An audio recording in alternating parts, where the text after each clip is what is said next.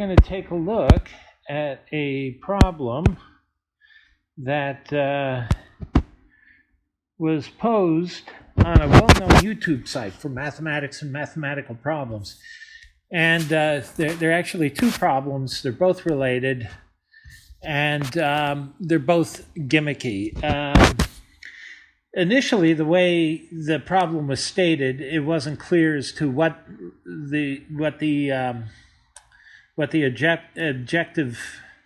how the objective could be met. And this is problematic because it's important the way a problem is stated.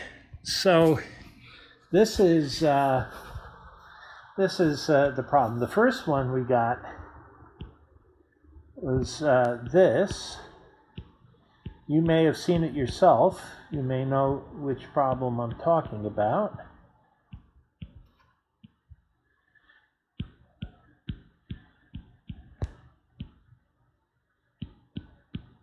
And you had to show that this was true. And that's all that was given. And I tried everything: logarithms, exponents, sine function, identities, and trig identities. And I couldn't for the life of me, come up with a way to extract x and get a unique solution for that analytically. And so after a week or so, I was kind of frustrated and I gave up. And I hate giving up on problems. And so I came back to it, and there was a change in the way the problem was stated. And that change was a hint, came in the form of a hint. And that hint said the answer was golden. And right there, that put the whole thing to rest. Now, he was talking about the golden number. And the golden number represented by the Greek letter phi. Now, the golden number, as you realize, was derived by a segment and dividing that segment such that the two lengths, A to B, and the whole length, the ratios of A plus B, the whole length, to A is equal to A to B. And so you have, when you do the algebra, 1 plus B on A equals A on B. So if you say x equals A on B, you have 1 plus 1 on x equals x. Multiply through by x, you've got x plus 1 equals x squared. And now you do a little more algebra.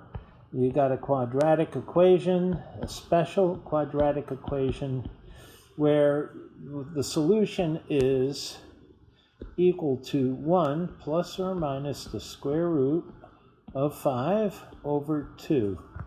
And that's the golden number. And so, looking at this, it began realizing that that this solution depended on the very unique properties of the golden number. And so I followed through. I'm going to erase this. I followed through, and one of the properties of the golden number is this. This is a unique property of the golden number. Phi is equal to 1 on phi plus 1. And so if you substitute phi for x in the problem, you've got phi minus 1 on phi 1/2 plus 1 minus 1 on phi to the 1/2 equals phi. And we are going to now look at this right there. We've got phi minus 1 equals 1 on phi.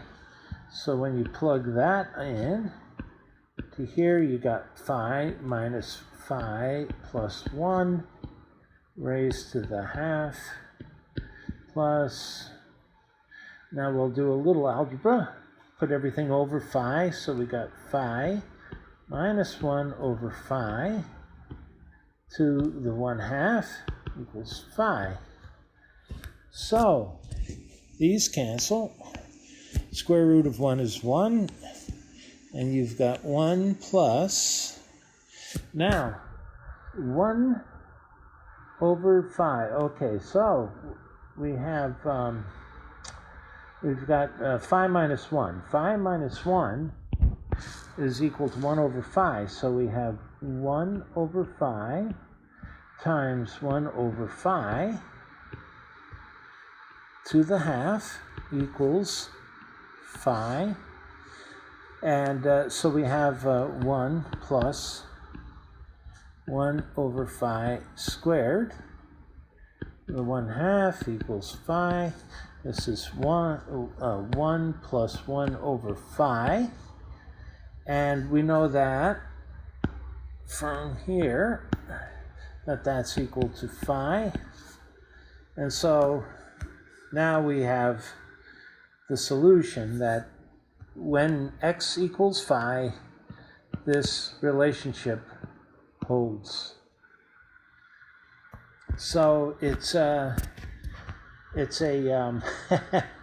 kind of a gimmicky problem. I think it was reversed engineered, and when things are reversed engineered, you have a much harder time to solve them. You do, with this problem, you do have a little bit of a hint, because up here, the 1 over x and the x minus 1 over x is somewhat familiar. It's it kind of alludes to the properties of the golden number. Now we have a similar problem that was given. So this was the problem that was given. To the third equals, whoops, I'm sorry, x to the third minus 1. And again, I worked on this thing, and I tried, and I couldn't figure this thing out. And it turns out, again, it's one of these, I think, reversed engineered problems where it's gimmicky. The guy, once again, he initially didn't give the hint, but then he hinted that the solution was golden again, and so by then that was old. But now I had to choose what I believe was the golden number. So what I did was, noticing that I've got power of 3 and 1/3, I took the chance that, okay, where's my pencil? All right, 2x plus 1 is equal to phi to the third. And that way, when you take the cube root, you just have 2 phi. And I also said that phi to the third equals x to the third. So I end up with 2 phi, when you take the cube root, is equal to phi to the third minus 1. Well, now you do a little rearranging, and you have this equation, which isn't quite what we had. It's not a quadratic equation, but if you divide through by phi, you end up with phi squared minus 2 minus 1 on phi. Well, remember, we have phi equals 1 on phi plus 1. So phi minus 1 equals 1 on phi. We can now substitute that into the equation. We got phi squared minus 2 minus phi plus 1 equals 0. And now we got our familiar form. And we have the quadratic equation, phi squared minus phi minus 1, where phi equals 1 plus or minus the square root of 5 over 2. And when you plug that in to the equation, and it takes a little bit to work through, you'll find that that this indeed works out. And so we have the solutions to these two problems. But if it wasn't for this hint, I'm not sure that I would necessarily guess that had the golden number had anything to do with it. The only way these two problems can be solved is through the fact that the golden number has this unique characteristic, this unique property. And now there's like I said with the other problem, there may be a solution using complex numbers. I don't know. I haven't tried yet, so that's something I might try later. But the fact that the guy gave the clue that the answer is golden makes me suspect that there's no other, that this is a unique solution to this problem.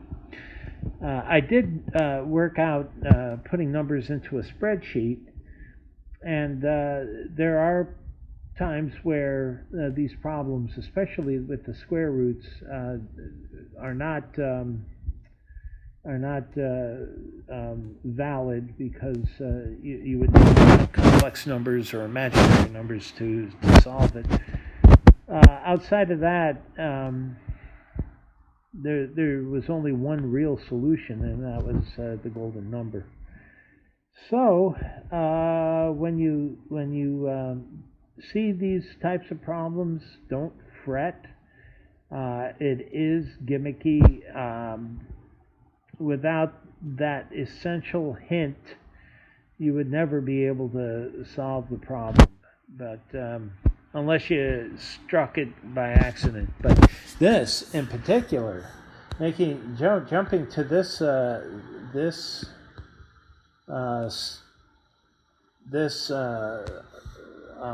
assumption is not necessarily intuitive, because at least the other problem had 1 minus 1 over x, which kind of looks similar to, in form at least, to the property or the characteristic of the golden number. But this has no form in mind. Now, it is interesting when you start playing around with the golden number, that that there are some interesting aspects to it, that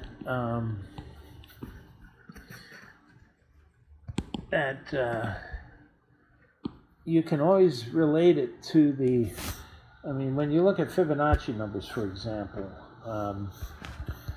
you go fn plus 1 equals fn plus fn minus 1. Well, fn plus 2 is equal to fn plus 1 plus fn. But Fn, let's see how we do this, is equal to Fn plus Fn minus 1 plus Fn is equal to 2Fn plus Fn minus 1. And then if you look at Fn plus 3 is equal to Fn plus 2 plus Fn plus 1. But Fn plus 2 is 2Fn plus Fn minus 1. And Fn plus 1 is Fn plus Fn minus 1. And you can then go on, and you could see that as we advance, that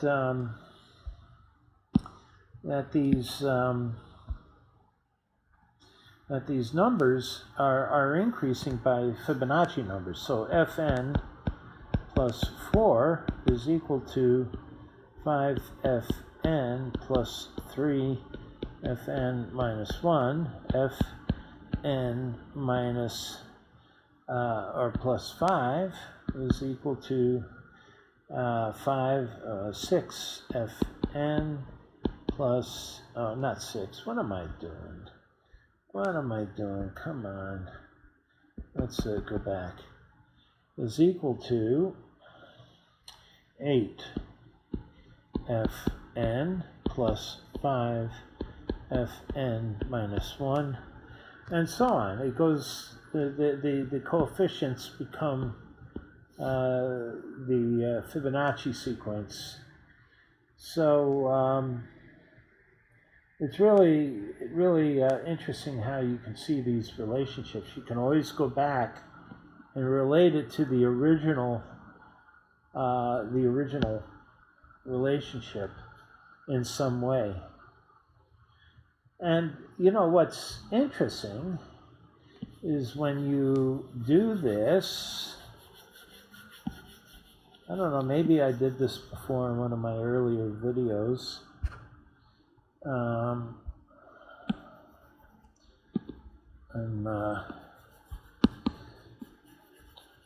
slow erasing this. There we go. That's there's a relationship that if you look at this, you go 1, 1, 2, 3. This is the Fibonacci sequence. 13, 21, 34, 55, 89. If you look at this, you see that this squared is 4 minus 1. That's equal to 3. Let's see how this works. There was a relationship that I had worked out. Oh, this is it.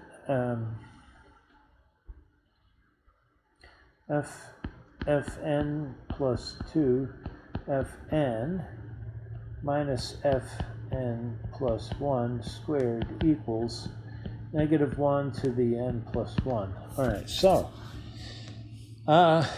and this is 1, 2, 3, 4. These are the n's: 5, 6, 7, 8, 9, 10, 11. So this is n, and this is f sub n. And so we have f2 times, okay, so 2 times 1 minus 1 squared equals 1. All right, 3. Okay, so 3 times 1 minus 2 squared equals -1. 5. 5 times 2 minus 3 squared equals 1. And 8, so 8 times 3 minus 5 squared equals minus 1. And so you alternate back and forth, and that's where you got this n plus 1, because it's offset. Now, if you, that's kind of cool. So if you want some way to generate numbers 1 minus 1, 1 minus 1, you can use this Fibonacci relationship. And remember, fn plus 2 is fn plus 1 plus fn times fn minus fn plus 1 squared equals minus 1 to the n plus 1. Okay, so now we have it down to the two numbers. We don't have 3. Here we had fn plus 2 times fn minus fn plus 1. So now we're down to the two numbers. So we have fn plus 1, fn plus fn squared minus fn plus 1 squared equals negative 1 n plus 1. And now, if you divide through by fn, you have, or fn squared, you have fn plus 1 squared on fn squared plus fn plus 1 on fn plus,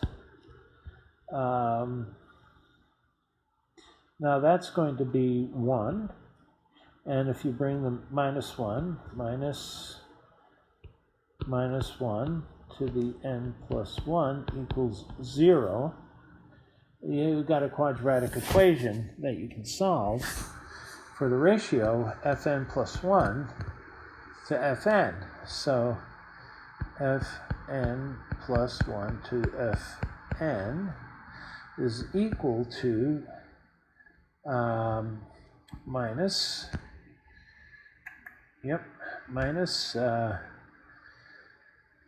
1 half plus or minus 1 half over, okay, this is 1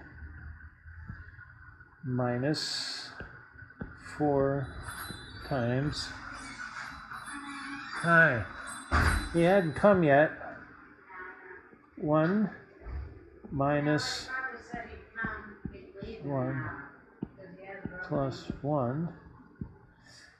And so here we have the ratio fn plus 1 over fn is equal to minus 1 half plus or minus 1 half, and we have minus 4, 1 minus 4, let's see,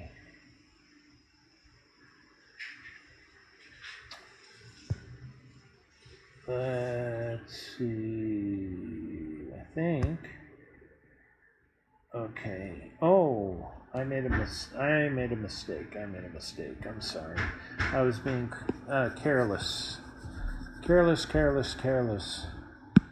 All right, so let's go back a step. This isn't true right here. This isn't true. This is not true. So what we do is we divide through by fn. Okay, let's get everything over onto one side of an equation. So we have fn plus 1 squared minus fn plus 1 on damn it, times fn minus fn squared plus negative 1 on n plus 1 equals 0. Now we got it. And let's divide through by fn squared. And so we got fn plus 1 on fn squared minus fn plus 1 on fn minus 1 plus minus 1 on n plus 1 on fn squared equals 0. Now we got the quadratic form. So we have the ratio fn plus 1 on fn equals 1/2 plus or minus 1/2 the square root of 1 plus 4 minus 4 minus 1 to the n plus 1 over fn squared. Now we've got this really interesting relationship here for the ratio of fn over fn. So if we now that we've derived this, let's take this and we'll make some room here on this sheet. Now that we've derived that thing in the box, we can now say, what is the limit as n goes to infinity? That's this up here. As that number goes on, you can see that the Fibonacci numbers are getting infinite very quickly. They rise like an exponential of fn plus 1 over fn, and that's equal to the limit of n goes to infinity of 1/2 plus or minus 1/2 square root of 5 minus 4 times negative 1 to the n plus 1 over fn squared. But fn squared goes big really fast. So then this term becomes 0 in the limit, and we end up with the limit as n goes to infinity of fn plus 1 over fn is equal to 1/2 plus or minus 1/2 times the square root of 5. And that's exactly the golden number. 1 plus or minus the square root of 5 over 2. So we end up demonstrating here that the limit of the ratio of the two Fibonacci numbers, adjacent Fibonacci numbers, is the golden mean exactly as n goes to infinity. So I just thought that was a neat way of showing that, demonstrating that. And it's just understanding that particular property regarding the Fibonacci numbers that we had, that indicated that this right here fn plus 2 times fn minus fn plus 1 is equal to negative 1 to the n plus 1. So this relationship allows us to get to this result and allows us to see where in the limit as n goes to infinity that the ratio of two Fibonacci numbers is exactly the golden mean. So I thought that was pretty cool. I don't know if anybody, I had submitted that to the Fibonacci, the Fibonacci Quarterly. They publish problems that people submit, and they didn't.